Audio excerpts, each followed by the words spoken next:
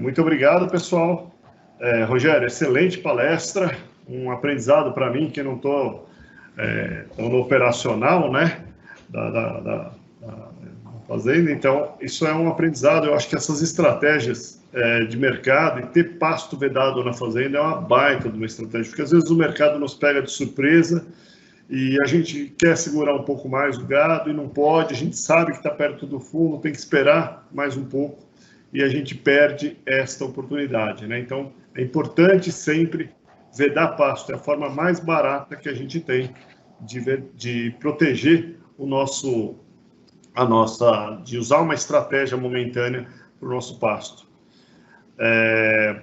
Bom, pessoal, eu vou pedir para vocês, então, a Tereza vai postar agora um link para vocês de avaliação das palestras do webinário e que vocês comentem algum problema, alguma coisa que vocês tiveram, porque aí vocês podem ajudar a gente a melhorar isso. Então, por favor, comentem aí, coloquem a nota de vocês para cada item. Vocês não vão demorar mais do que 1 minuto, é menos de 1 minuto para responder isso, porque está muito rápido, são 9 perguntinhas, papum, clicou, respondeu, a gente já tem uma avaliação do webinário. Uma segunda ponto que eu vou botar para vocês é uma pergunta aqui que me fizeram, eu vou colocar ela aqui para vocês, mas, olha lá, na questão do curso, né, tem gente, eu sou muito do operacional, será que eu vou aprender? É muito mercado, eu não trabalho tanto com isso.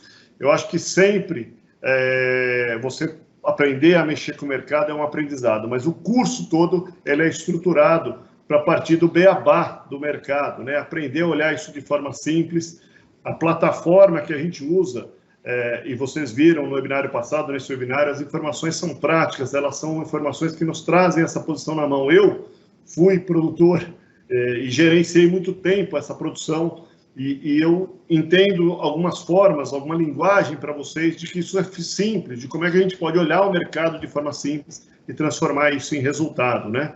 Então, não deixem de aproveitar a oportunidade, esse preço é para vocês que estão fazendo o curso, que se inscreveram. Eu vou manter ele para vocês por 10 dias aí, para vocês fazerem essa inscrição, e depois esse preço vai mudar e vai subir, e vocês vão perder a oportunidade. Então, não deixem de fazer.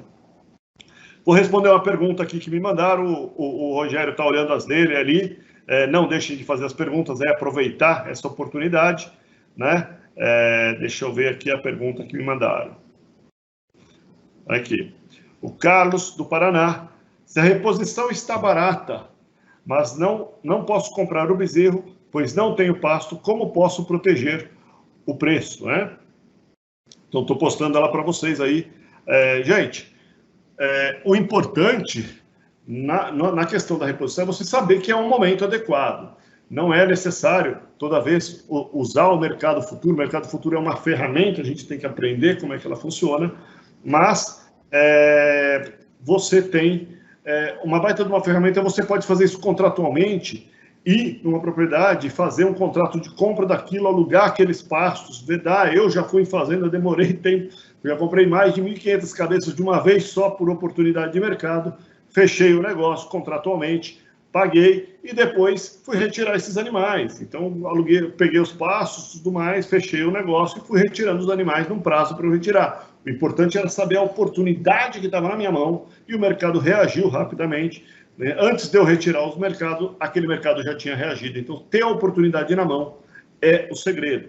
O mercado futuro, como exemplo, aí me perguntaram se é a única ferramenta, mas olha, quem fez, eu mostrei para vocês ali há 15, 20 dias atrás, quem fez uma operação de mercado futuro para proteger o bezerro, né? Você não precisa fechar, você vai fechar o número de arrobas que você tem a proteger, ganhou R$15 por arroba em menos de 15 dias para fazer sua compra de produto, do seu insumo, né? Então ele botou no bolso essa proteção, podia travar o futuro, tem várias formas de trabalhar isso, é isso que a gente vai trabalhar no curso, para você ter uma noção de como fazer não só o mercado futuro, mas formas de proteger. O importante é saber que a oportunidade está na tua mão. Arrende um pasto, monte uma estratégia, mas comece a saber que você tem uma oportunidade na mão, entender se aquilo é uma oportunidade e qual o risco daquilo, né?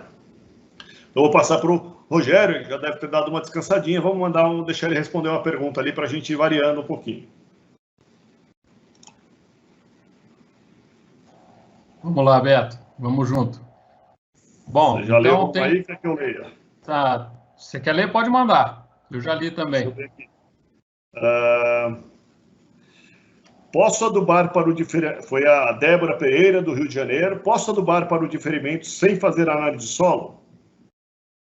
Bom, pessoal, não. A resposta tem que ser muito clara. Eu acho que não é legal fazer uma adubação sem análise de solo, tá? Porque quando nós temos uma condição de solo muito ácido, uma condição de estrutura abaixo do mínimo, as respostas da adubação nitrogenada buscando esse crescimento que nós desejamos aí para o período de restrição, ela é muito baixa. Então, a resposta da adubação nitrogenada num solo muito ácido, ela é extremamente reduzida. Então, é muito barato, gente. Vamos fazer a amostragem de solo, já é um panorama geral do que nós temos aí em mãos, né? E depois disso, se for preciso, é importante que seja corrigido com calagem, ou com gessagem, né? Ou com o nutriente que está sendo restringindo a produção, o mínimo, né? Que está restringindo a produção, e depois a gente faz uma adubação nitrogenada estratégica, tá bom? Ó, tem mais uma aqui já emendando nessa aí. Hoje, o Roberto de Minas Gerais mandou hoje, quais as melhores técnicas para adubação em áreas declivosas? Tá, Roberto, então vamos lá. Eu acredito que a adubação, ela é importante, né, em qualquer situação, sendo uma área mais plana ou mais declivosa. O importante é que você tenha forragem, tenha cobertura de solo, para no momento que esse adubo caia no solo e tenha uma chuva na sequência, esse adubo não seja carreado, levado para as áreas mais baixas, né? Então, é super importante que você tenha já essa condição de material orgânico no solo. Agora, a forma de adubação, a ideal é a mecânica, né? Se você conseguir mecanizar isso, você vai ganhar eficiência na adubação, vai ser uma coisa mais rápida, mais eficiente, menos onerosa, né? Se o relevo te permitir a mecanização. Caso não permitir, nós não temos outra alternativa, temos que adubar de forma manual mesmo, né? Conheço várias propriedades no Vale do Paraíba, principalmente, que o pessoal aduba pasto e muitas das vezes aduba em algumas áreas que não é possível entrar o trator, faz adubação manual, tá bom? Mas não deixe de adubar. Legal, vamos lá. Mais uma de adubação aqui, depois eu pego uma para mim, mas já vou emendar que está de adubação. Boa noite. O Pedro Junqueira falando. Quando você trabalha 50 kg de N, aumenta em quanto a taxa de lotação para seca? Tá. Pessoal, o Pedro, mais específico, né? Quando a gente fala em torno aí de 40, 50 quilos de nitrogênio, nós estamos buscando com isso, na verdade, uma condição para que você traga um melhor desempenho para os seus animais, tá? Nós estamos pensando em aumento de lotação. O mais importante da adubação diferida é que você explore o maior número de animais durante o período das chuvas, né? Você tem uma lotação, eu vou exemplificar aqui, tá? Por exemplo, de 1 UA e meia, 1,7 no período de chuvas, né? Bem trabalhado aí no pastejo ou contínuo rotacionado. E quando você faz essa adubação estratégica, né? O que a gente ganha com isso? A gente ganha nessas mesmas 1,7 UA uma condição de desempenho melhor no período da seca, porque nós vamos estar melhorando a quantidade de forragem ofertada e a qualidade da forragem ofertada durante esse período durante esse período seco, tá? Sem contar que quando a gente aduba, a gente melhora toda a parte do sistema radicular. Essa condição, essa área de pastagem, ela fica verde por mais tempo, porque a tendência é que as raízes se aprofundem mais, extraiam água do solo por mais tempo, né? Então, quando você tem um pasto diferido, adubado, e você compara com um pasto que não está adubado, você vê que ele fica verde por mais tempo. Onde não está adubado já secou, o diferido continua verde, porque a planta continua tirando água do solo numa profundidade muito maior. E nas primeiras chuvas também, ele é a planta que apresenta uma capacidade de resposta muito rápida. Então, quando a gente fala de 6 meses no Brasil Central, aí, de período de seca, a gente consegue reduzir isso aí talvez para 5, talvez para 4,5, em função desse potencial de retirada de água do solo. Então, foque no seu sistema não em aumento de lotação, tá? E sim numa condição melhor para os animais que você está explorando aí no período de verão. Quando a gente pensa em lotações mais altas, a partir aí de 1,5 a 2 UAs por hectare, aí a gente já tem que pensar em alguma coisa de conservação. Mas faça bem feito essa primeira etapa, você vai ver que o retorno econômico é um negócio muito atrativo, a gente pode conversar sobre esses números depois, e, no segundo momento, pensar em alguma coisa de forragem conservada ou de aumento de lotação, para que possa ter essa busca aí que você está procurando. Bom, o pessoal me perguntou aqui, o Roberto de Minas Gerais, como é que a gente calcula a probabilidade de queda. Lembra que eu falei que é como se a gente fosse uma pessoa, está subindo uma rampa, e eu vou botando nessa mochila dessa pessoa, cada tanto que ela anda, eu boto pedras. Essas pedras, gente, são fatores do mercado. Então, como eu disse para vocês, o bezerro, não adianta o bezerro subir e o boi cair, isso não é eterno, um dos dois vai ter que colar no outro, a operação fica inviável. E assim são os vários fatores do mercado. Então, a gente olha desde relações, por exemplo, a questão do suíno, que deu na China, o preço do suíno subiu e isso afetou a carne no mundo todo. Então, essas relações entram os preços internacionais, entra o preço da vaca, preço de boi, entra uma gama de fatores, frango, suíno, uma grande gama de fatores, oferta, demanda, que vão pesando nessa mola. E isso ocorre em momentos diferentes do mercado, né? Então, às vezes, a gente tem um dólar ajudando, a gente tem uma gama de fatores que pesam nessas molas, e a gente tem que considerar eles. Por isso que eu falo, é uma mochila com um monte de coisa que a gente vai jogando atrás. Olha, esse ficou, não é mais possível esse preço subir por esse lado. Por esse outro lado, isso aqui também não é mais possível. Então, cada pedrinha dessa, você vai jogando como se fosse uma probabilidade de queda, né? Ela vai pesando. E o mesmo ocorre quando isso solta, quando isso corre abaixo, né? Outra forma de exemplificar isso é como se eu amarrasse o preço em um monte de molas. E essas molas vão esticando. Quando todas esticam, ou 80% delas esticam, esse preço tem grande dificuldade de continuar subindo. Então, a gente precisa tomar cuidado. E para baixo é a mesma coisa. Quando isso estica demais, a gente tem que tomar cuidado, né? E a tendência é uma formação, um indicador que a gente montou que acompanha esse movimento. Então, ele não é só o preço, como vocês veem no mercado futuro, ele não acompanha não só o preço do boi, ele acompanha uma gama de indicadores para nos dar essa orientação. Então, ele ajuda muito nos momentos de decisão, né? Tem uma outra pergunta aqui. No webinar passado foi comentado de um cenário mais estável para a arroba do boi gordo em 2020. O que fazer se o bezerro continuar subindo, né? É uma boa pergunta, né? Quer dizer, se o preço continua subindo, deixa eu só relembrar, o que fazer se o preço continuar subindo? Quer dizer, eu acho que é o tomar o cuidado, né? Lembra que a nossa perspectiva no cenário, no webinar passado, é que, dado um histórico, movimentos fortes de preço, eles tendem depois a serem acompanhados por mais estabilidade do mercado, não ter tanta alta. Então, quem assistiu o webinar passado, eu comentei isso. Então, a alta do bezerro, a partir de determinado momento, se você avaliou na nossa plataforma, por exemplo, você fez a avaliação e aquilo está muito caro, historicamente, você está tendo uma relação de troca muito ruim, a probabilidade de você, jogando lá qual preço você teria que ter, se for um preço muito alto, fica difícil. Eu vou exemplificar isso. Em 2016 a gente viveu isso, né? A gente também estava comprando ali bezerros e ao ver que o preço tinha subido muito, a gente tinha R$ 1.500, acho que na época do bezerro, eu fiz a conta, qual seria o preço que eu precisava vender aquilo para que me desse uma rentabilidade. Na época tinha um CDI de 15%, 16%, e eu falei, poxa, para eu render mais do que esse CDI, deixar meu dinheiro aplicado lá, eu tinha que vender esse boi no mínimo a 180, 190 reais. E aí eu falei, poxa, não tem chance desse mercado ir para 190.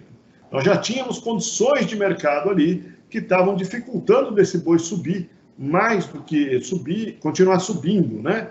havia essas condições no mercado. Então eu falei, gente, cuidado, aqui nesse momento a gente optou por comprar menos, tomar mais cuidado, porque não achávamos que esse mercado ia subir. Então, aí eu fui obrigado a reduzir um pouco. E a gente trabalhava com um sistema muito intensivo, né? A gente trabalhava com um sistema onde eu tinha 100% dos pastos adubados e depois mandava para o confinamento. Então, como é que eu protegia uma eventual queda disso, né? Quer dizer, eu estou comprando esse bezerro, esse que eu vou comprar, eu tinha que olhar para o mercado futuro e falar, olha, mesmo que não vai subir mais, eu acho que vou proteger, porque se cair, isso que eu comprei também, eu tomo prejuízo. Então, eu comecei a montar uma proteção daquilo, porque eu tinha um risco muito grande na mão, né? Então, eu acho que esse entendimento do cenário, ele nos ajuda a tomar estratégias. E as estratégias podem ser várias, desde produtivas, como o Rogério está citando, engajar o seu sistema, a sua estratégia produtiva, a sua perspectiva de mercado. E aí você modificar um pouco o seu sistema, dado aquela perspectiva. Então, a gente trabalha isso no curso, trabalha todas essas coisas, fazendo esse tipo de comentário com vocês, né? Tem mais uma pergunta aqui. Cadê? Quando começa o curso e terão mais cursos após este primeiro? Se sim, em quanto tempo após o primeiro? Olha, nós vamos fazer esse primeiro, ele vai trazer aí, a nossa expectativa é que a gente trabalhe 3 meses com vocês, 3 meses trabalhando dentro, porque é o tempo para maturar o mercado de 3 a 4 meses, entre você ter um pico e ele poder, você ver a ferramenta funcionando e ela trazer para uma queda e tudo aquilo que aconteceu. Então a gente vai desenhar, ajudar vocês a desenhar o cenário, ajudar a ver se vocês erraram ou não, que condições vocês podem botar nisso, e aí ao longo do curso nós vamos aprofundando para ir até o dia a dia da fazenda e como é que você decide. Então isso vai ajudar vocês a tomar essas posições com o nosso apoio de construir essas ferramentas, esse olhar para o mercado, né? Então a gente vai trabalhar, ele demora 3 meses. Agora, talvez no meio disso a gente já comece a lançar alguma outra sessão, que a gente vai não encher muito as turmas, vai ter um número limitado para justamente poder ajudar vocês, poder fazer esse apoio, né? Tudo online, vocês têm um chat, a gente vai ter uma comunicação, tem uma plataforma de comunicação, então nós vamos trabalhar isso em conjunto, ajudando vocês a construir esse cenário olhando para frente, tá? Rogério, você quer responder mais uma pergunta aí? Vamos lá, Beto. Tô no jeito. Você já tem ela aí ou quer que eu leia uma? Você que manda. Vamos lá. Teve uma pergunta aqui, deixa eu pegar ela aqui, uma de ILP, 2 de ILP aqui. Deixa eu ver se são 3. Aqui. Marcelo, do norte de Minas Gerais. É possível associar o pastejo diferido no sistema de ILP? Ele também mandou dentro do sistema de ILP, como a lavoura de milheto, com lavoura de milheto, qual seria o ponto para aproveitar o milheto no pastejo? Bom, então vamos lá. Marcelo, né? Marcelo? Marcelo, eu acredito que tem espaço sim, tá? Se você tem um sistema de LP, você tem condição de planejar tanto a forragem que provém da pós-agricultura, né? Que pode ser do milho aí, junto, né? Integrado, né? Consorciado, ou da soja na pós-colheita, né? Então você vai ter essa condição de pastagem aí para o período crítico. E eu acho que cabe muito bem você trabalhar uma área de pastejo diferido e depois você vai alocar a categoria que você julgar que tem maior exigência lá dentro do sistema que você vai ter em mãos, né? Eu acho que é mais uma ferramenta para você trabalhar os teus animais. Eu acho que é perfeitamente possível fazer isso, é só questão de planejar, escolher tamanho de área e tudo isso, tá? E categoria que você vai usar, tá bom? E a segunda pergunta com relação ao milheto é o seguinte, a gente trabalha aí com milheto também, tá? E assim como qualquer planta, a partir do momento em que essa planta atinge a maturidade sexual, né, que lança o pendão e começa toda a parte reprodutiva a ser focada pela planta, existe uma coisa que é a drenagem dos nutrientes das folhas para o enchimento de grãos, tá? Isso não é diferente no milheto. Então, é válido lembrar que se você quer uma condição de forragem de qualidade nutricional mais elevada, que você faça esse pastejo antes da emissão do pendão ou da diferenciação da fase reprodutiva da planta, tá? Todas as vezes que isso acontece, né, a planta tem que começar um novo ciclo. Então, de novo, pensando em máximo acúmulo de forragem, você pode fazer depois do enchimento do grão. Se você pensa em máxima qualidade, uma bezerrada desmama que eu estou trazendo agora para a propriedade para substituir uma boiada que eu tirei para o confinamento ou que eu abati. Uma bezerrada que vem muito bem, do sisteminha de cripe, e eu quero que ela continue ganhando peso com bom desempenho. Trabalhe no milheto antes da diferenciação floral, antes do pendoamento, tá? Eu tenho uma garrotada que eu quero atrasar um pouquinho a entrada no confinamento, ou eu quero dar uma suplementação nela a pasto para abater, você pode deixar a planta acumular um pouco mais de matéria seca e trabalhar depois o suplemento para corrigir essa deficiência nutricional, tá bom? Não sei se eu fui claro, qualquer coisa pode chamar de novo aí, a gente conversa novamente sobre esse assunto, tá bom? Tem o pasto de mombaça, é possível fazer diferimento?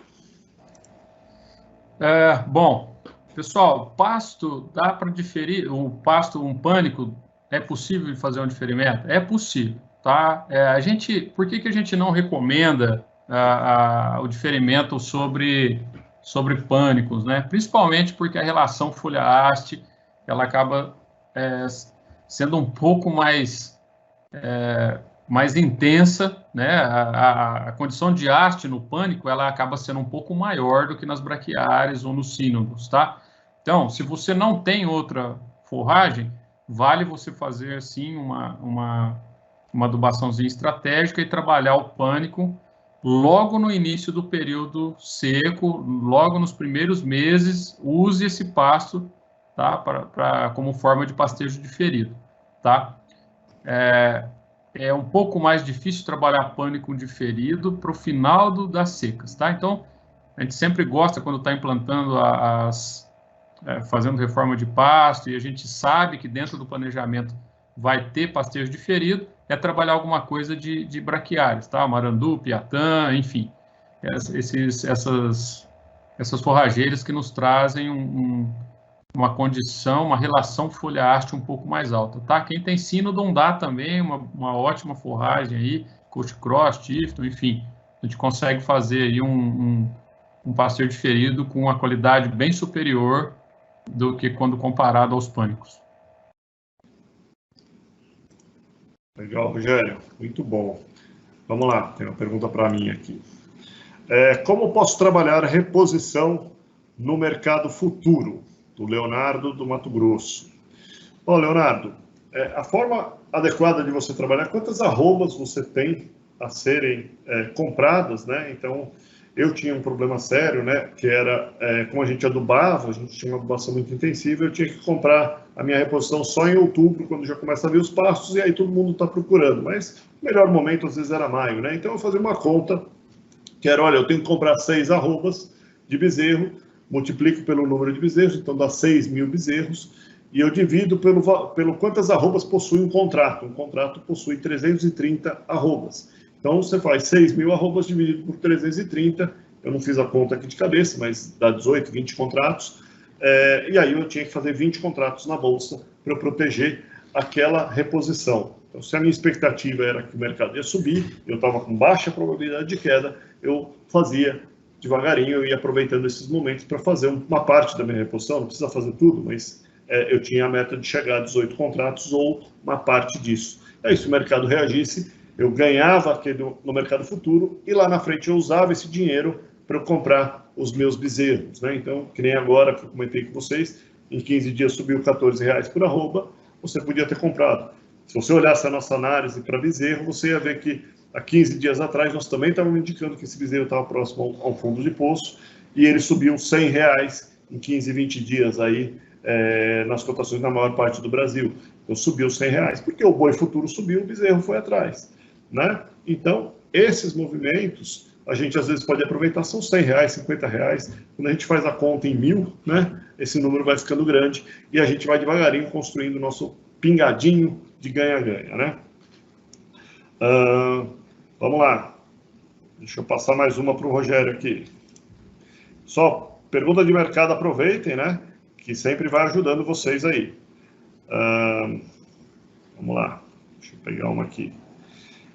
Pedro de Goiás. Posso utilizar o pastejo diferido para desmama, que é uma categoria de alta exigência nutricional? Pedro, né? Vamos lá.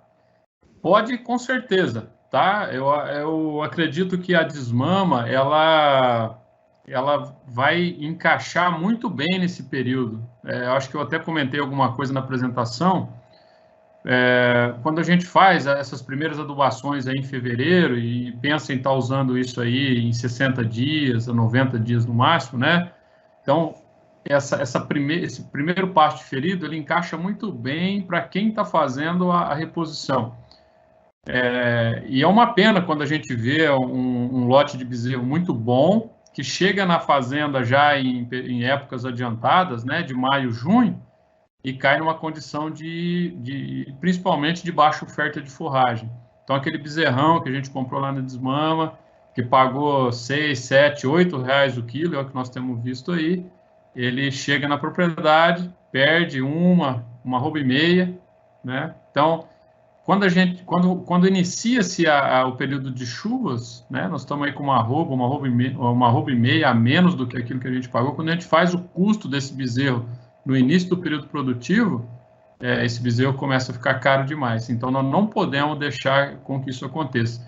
Então, a alternativa de pastejo diferido para trabalhar reposição ou bezerro desmamado é uma excelente ferramenta. Tá? Se puder combinar alguma coisa aí com alguma coisa de suplementação, aí fica show de bola. Pessoal, vou pedir para vocês não esquecerem de preencher lá a qualificação do nosso link lá. A Tereza vai postar mais uma vez aí para quem perdeu ela, para preencher a avaliação do webinário, para ajudar a gente a tomar as decisões aqui. Eu vou mandar mais uma pergunta, que ainda tem muita coisa, senão eu e o Rogério não vamos dormir hoje, que está muito animado. Mas eu vou mandar mais uma pergunta aqui. Vou tentar ver se tem mais alguma coisa que a gente pode associar, fazer uma pergunta, juntar aí um pacote de perguntas e a gente vai encerrar aqui com o Rogério. Das opções de volumoso, qual a de melhor custo-benefício para o período seco? Tá.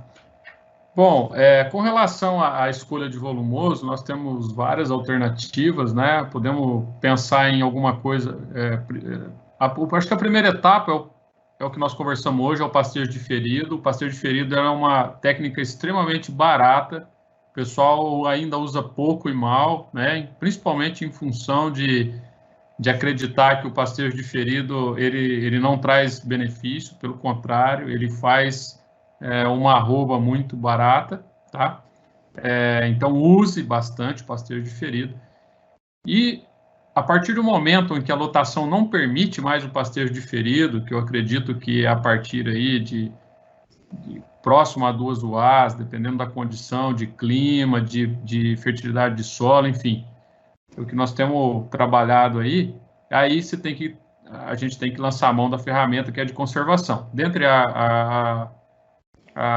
o alimento volumoso conservado, podemos trabalhar com feno, com as silagens, né? O feno por desidratação e a silagem por uma condição de anaerobiose, né? E de fermentação. Então, queda de pH. Então, nesse caso, podemos estar trabalhando com silagem de milho, de capim, ou com cana-de-açúcar ofertada in natura, ou a própria silagem de cana, né? Cana in natura, ou a silagem de cana, silagem de capim, silagem de milho, silagem de sorgo, dá para fazer silagem de quase tudo, tá? Então, o mais importante disso tudo é tentar inserir o seu contexto dentro daquilo que você pode fazer. Você está numa região que ela é produtora, ela tem aptidão agrícola, ótimo, dá para começar a pensar em alimento conservado. Você tem máquina para isso, ou você tem terceirização disponível para isso, a tua região permite logística para isso. Então, depois de uma análise aí da tua condição, eu acho que é possível você optar entre trabalhar a cana, ou silagem, ou feno, né, e precificar isso tudo. Normalmente, são alimentos conservados, são mais caros, né? Do ponto de vista nutricional, a gente acaba usando bastante silagem de milho de sorgo, em função de ser uma planta que ela é muito propícia para isso, né? Mas dá para fazer silagem de quase tudo aí, é só acertar ponto de corte, matéria seca, tá? Mas dá para a gente discutir bastante isso depois. E repito mais uma vez, explore primeiro o mais fácil e mais barato, pastejo diferido. No segundo momento, vamos pensar em intensificar e fazer forragem conservada. Pessoal, tem ainda algumas perguntas, eu vou juntar, algumas para o Rogério, algumas para mim, eu vou juntar, depois a gente vê como é que a gente vai respondendo vocês, o que tiver aqui escrito, a gente puder montar aqui algumas respostas, a gente manda para vocês. Agradeço demais, né?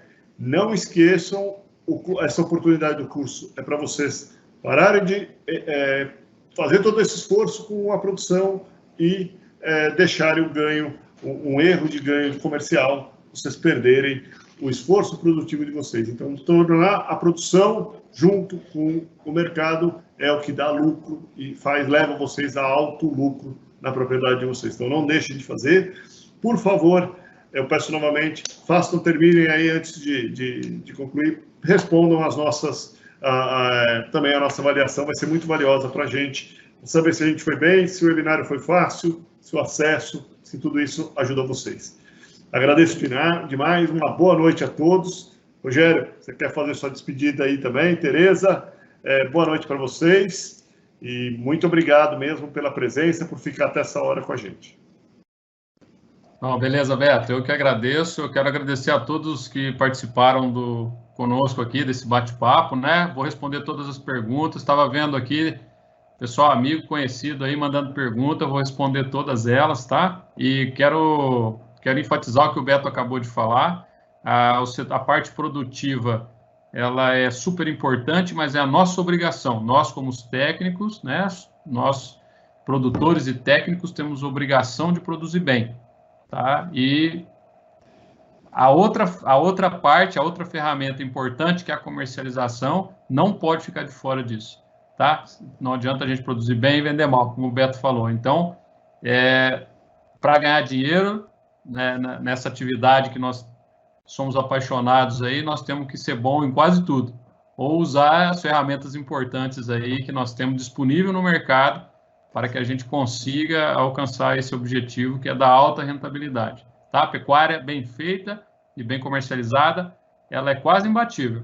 Tá? Eu não tenho dúvida de falar isso e nem receio, porque nós temos vários casos de sucesso, que o pessoal trabalha agricultura e sabe que a pecuária ela é uma atividade de quase do mesmo nível, até mesmo superior em muitas das vezes. Tá bom? Beto, obrigado. Tereza, obrigado mais uma vez. Estou sempre à disposição aí.